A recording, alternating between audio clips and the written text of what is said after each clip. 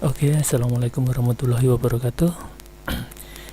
Dalam sesi ini saya akan coba menjelaskan terkait dengan formula. Ya, banyak sekali jenis-jenis formula ya yang ada di Excel, yang khususnya formula untuk mengolah data angka. Ya, oke, yang pertama. Ini saya coba sampaikan terkait dengan formula logika ya. Formula logika ini sering sekali digunakan untuk mengolah data di Excel. Jadi bahkan tidak di Excel saja, di aplikasi-aplikasi yang lain, khususnya aplikasi pengolah data angka, itu sering menggunakan fungsi logika ini. Di pemrograman pun selalu ada formula ini atau fungsi ini. Jadi karena ini adalah fungsi dasar pengolahan data, khususnya di Excel, ini kita harus benar-benar memahami ya. Baik, yang pertama kita coba dulu untuk membuka Excel ya. Oke, kemudian saya jelaskan terlebih dahulu terkait dengan fungsi if itu seperti apa.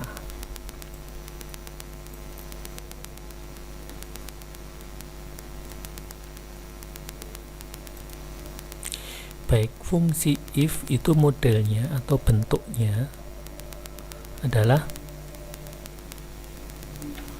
sama dengan. Jadi setiap rumus itu selalu dimulai dengan sama dengan, kemudian if diikuti kurung buka, kemudian diikuti dengan logika tes atau kondisi tes,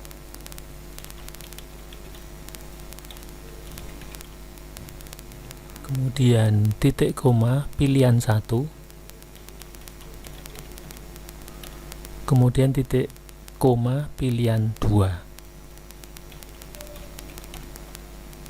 diakhiri dengan kurung tutup. Oke, saya jelaskan.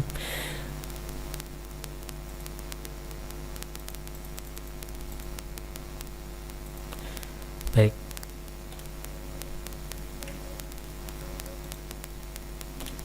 untuk logika tes atau kondisi tes ini adalah kondisi yang menentukan. Jadi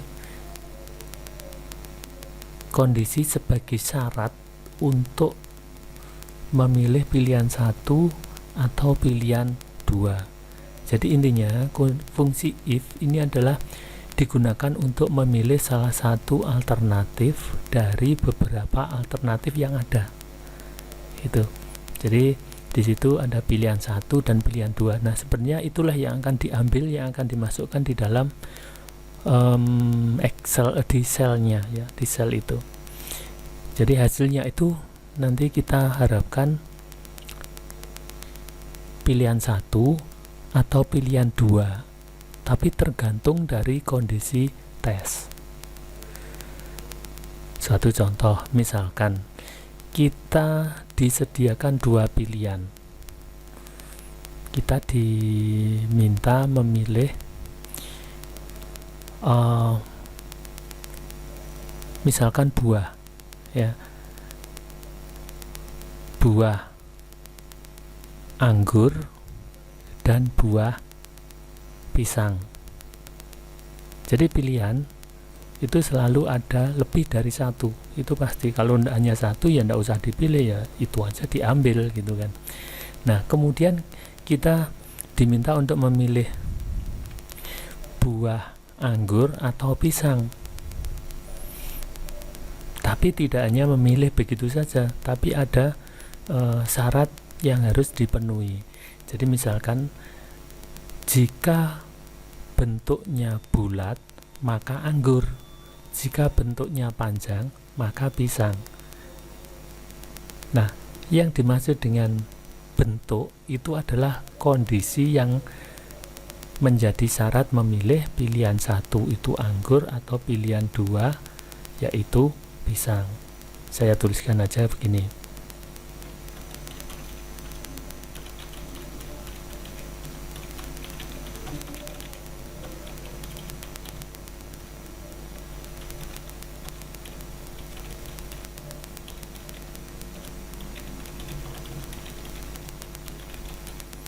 Nah, seperti ini. Jika bentuknya bulat, maka anggur. Jika bentuknya panjang, maka pisang.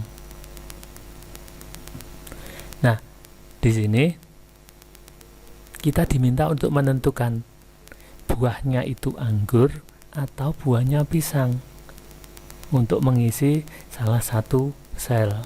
Tapi dalam memilih atau menentukan itu kita harus melihat sel yang lain yang mendeskripsikan sebuah objek, yaitu bentuk bulat atau panjang.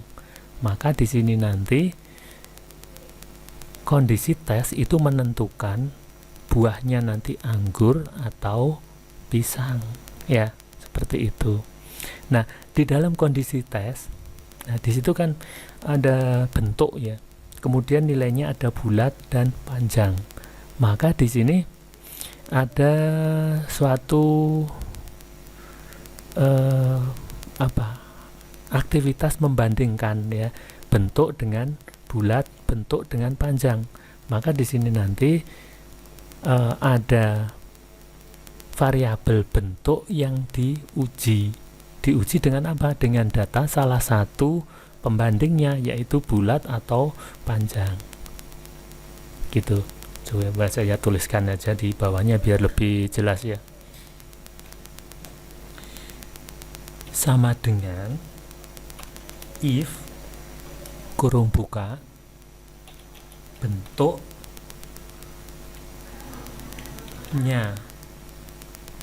bulat, maka anggur. Selain itu pisang, kurung tutup. Jadi seperti ini ya pendeskripsiannya. Nanti dalam rumusnya saya tuliskan di bawah lagi. Nah, di sini berarti ada bentuk yang diuji dengan salah satu data pembanding ya, bulat atau panjang. Jadi jika bentuknya bulat, maka anggur. Artinya pilihan pertama itu anggur. Ya, kalau di sini maka anggur. Gitu. Nah, selain itu, ini maksudnya itu adalah selain bentuknya bulat. Karena di sini pilihannya hanya dua, yaitu bulat dan panjang, berarti maksudnya yang bentuknya adalah panjang. Nah, yang bentuknya panjang apa? Yaitu pisang, gitu.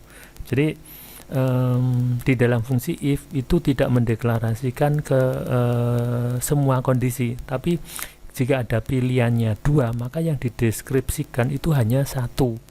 Ya, lainnya berarti ya pilihan atau alternatif kedua selain yang bernilai benar tadi. Jadi artinya pilihan satu ini adalah pilihan yang diambil jika kondisi tesnya itu bernilai benar.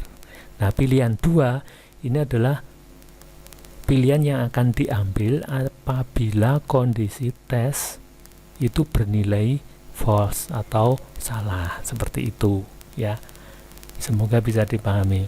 Nah, kemudian dalam membandingkan, dalam formula ini ada alat untuk membandingkan, yaitu ada sama dengan, berarti nilainya itu harus pasti ya, membandingkan nilai yang pasti. Jadi kalau tag ya harus pasti, tagnya itu sama dengan yang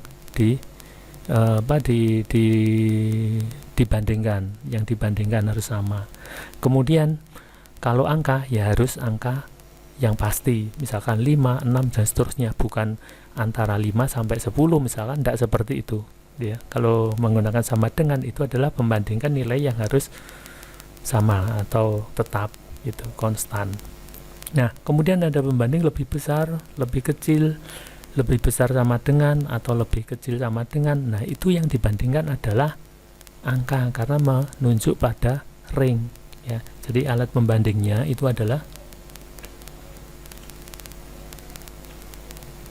sama dengan, lebih besar, lebih besar sama dengan,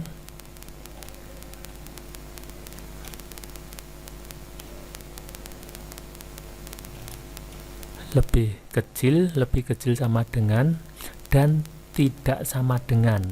Nah, untuk tidak sama dengan itu dideskripsikan dengan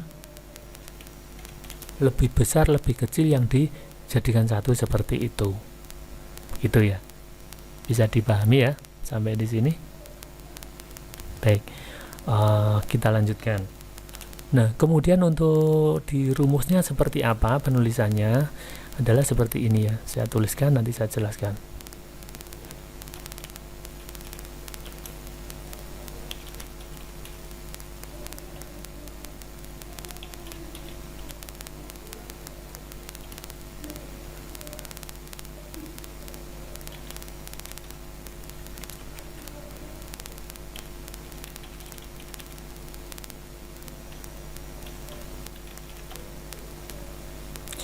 Oke, seperti ini.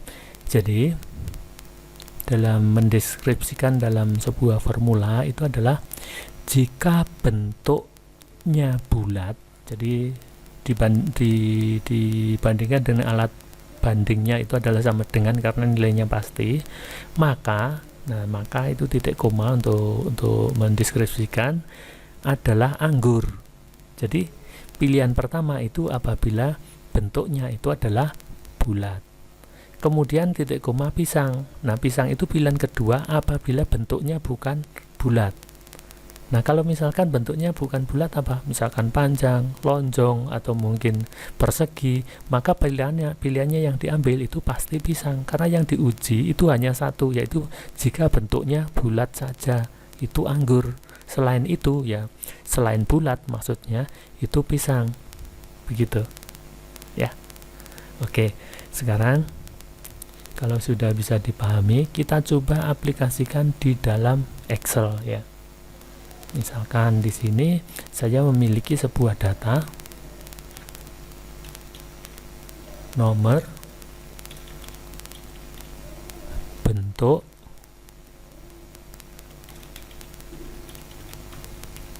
nama buah,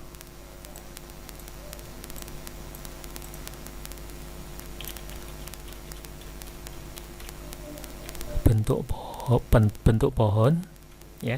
Oke, ini aja dulu.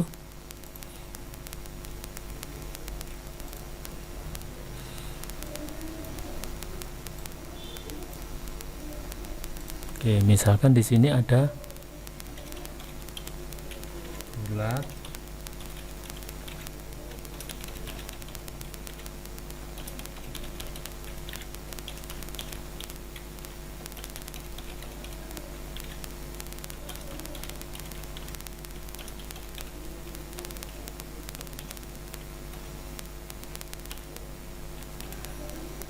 baik, kita memiliki data 10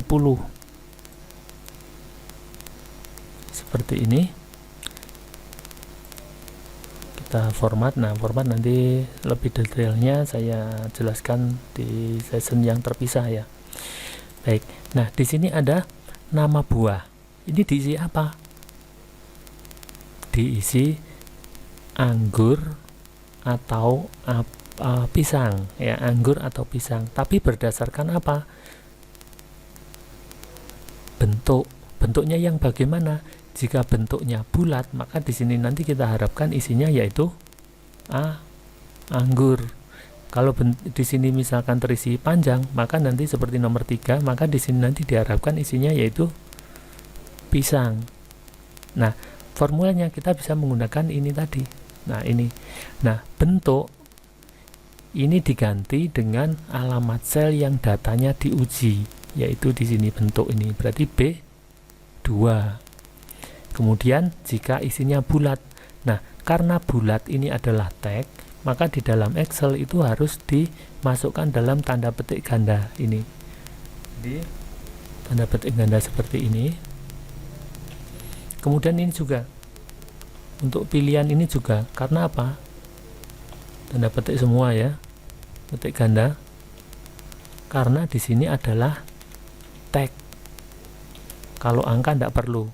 Jadi ini karena tag, maka harus dimasukkan dalam tanda petik seperti ini. Bagaimana di sini? Yaitu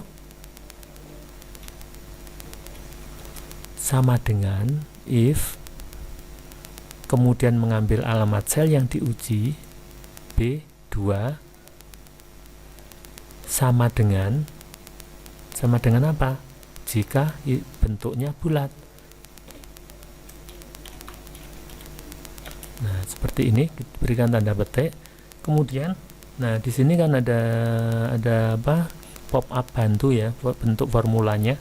Ini ada titik koma, maka di sini kita gunakan titik koma karena bisa saja nanti hanya koma ya di formula ini yang muncul ini sebagai pemisah komponennya.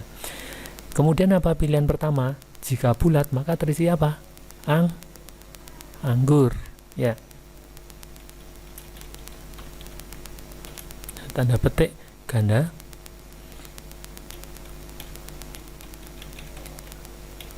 Selain itu pisang, kemudian kurung tutup. Nah, jumlah kurung tutup ini harus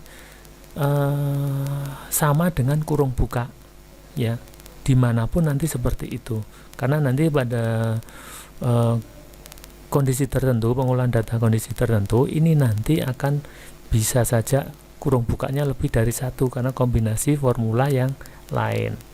Nah, setelah itu apa? Di enter. Nah, jadi jangan diklik tempat lain tapi di enter ya untuk mengakhiri sebuah formula. Nah, kalau kita klik di sini akan muncul di sini ini. Nah, inilah formulanya. Bisa kita lihat di sini. Jadi di sini tidak muncul anggur tapi nama bentuk formulanya, tapi di sini adalah value-nya, isinya, hasilnya di sini. Kelihatan hasil dari formula ini tadi. Itu. Nah, kemudian untuk ke bawah bagaimana? Apakah kita tulis formula itu di baris kedua, ketiga dan seterusnya? Tentu tidak seperti itu, karena itu nanti akan boros ya, menyita waktu. Dan kalau satu-satu kenapa harus menggunakan rumus gitu kan? Nah, kalau menggunakan rumus seperti ini kita memang susah di depan menyelesaikan sebuah pekerjaan, satu pekerjaan. Tapi untuk ke bawah ini tidak usah ditulis lagi, tapi cukup dibuat deret seperti di video saya sebelumnya ya, membuat deret, yaitu ada handle kanan bawah, ini klik tahan geser ke bawah. Nah, seperti ini kita lihat bulat, anggur, panjang, pisang dan seterusnya gitu. Nah, kemudian ini bisa dipahami ya. Kemudian kita coba yang bentuk pohon. Misalkan jika anggur maka merambat, jika pisang maka batang. Ya, bentuknya pohon itu merambat dan batang. Bagaimana rumusnya? Nah, yang diuji apa? Yaitu nama buah. Ya, nama buah ini yang diuji. Yang isinya apa? Jika anggur, berarti yang diuji yaitu nama buah, diuji dengan nilai anggur atau pisang. Ini tidak harus kalau di sini anggur harus anggur dulu, tidak, karena nanti penentuannya yaitu pada ini tadi ya, posisi pilihan satunya. Kalau diuji dengan pisang berarti pilihan satunya nanti adalah batang. Kalau diuji dengan anggur maka pilihan satunya yaitu merambat. Tuh, oke. Berarti sama dengan if kurung buka alamat sel yang diuji adalah anggur. Jika anggur ya, maka merambat ya, merambat. Nah, jadi jangan sampai keliru ya. Yang teliti untuk menuliskan formula seperti ini yang teliti. Karena kesekeliruan salah ketik satu pun nanti tidak akan jalan. Oke, setelah ini berarti pilihan kedua, jika bukan anggur itu maksudnya pisang, itu berarti batang. Seperti ini, kurungnya bukanya 1, berarti kurungnya tutup harus 1. Enter. Kita copy ke bawah dengan cara klik 2 kali saja. Nah, seperti ini. Cukup mudah bukan? Baik, untuk sesi ini semoga bisa dipahami, karena fungsi if ini adalah dasar untuk mengembangkan fungsi-fungsi yang lain ya dalam mengolah data. Baik, terima kasih. Kalau ada pertanyaan silakan dituliskan di komentar untuk interaksi kita. Dan saya akhiri ya untuk materi fungsi if ini. Semoga bermanfaat. Terima kasih. Assalamualaikum warahmatullahi wabarakatuh.